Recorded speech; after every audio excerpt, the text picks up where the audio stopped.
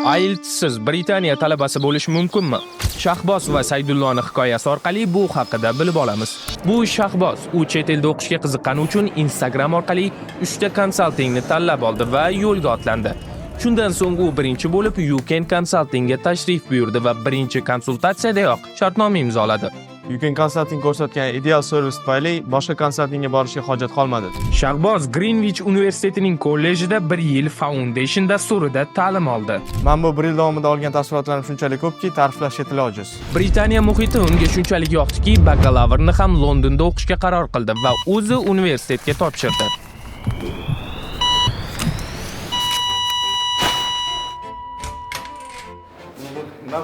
Qo'limdan kelgan hamma ishni qildim, lekin uddala olmadim.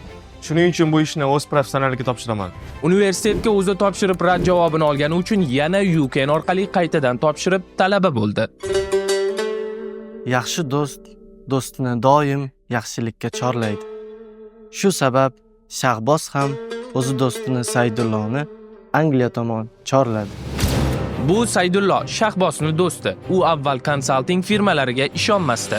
Lekin do'stim Shahboz ikkinchi marta Londonga ketayotgani uchun menda ham konsaltinglarga bo'lgan ishonch paydo bo'ldi. Bilamiz, Britaniya ta'lim tizimi bo'yicha yuqori o'rinni egallagan. Ingliz tilini bilish esa juda muhim, lekin bu ikki do'st IELTSsiz talaba bo'lishdi. Meni ko'rganlar telefon o'ynab o'tiradi deb o'ylashardi. Aslida men Duolingo orqali London talabasi bo'ldim. Nihoyat orzuyimiz tomon uchib ketamiz.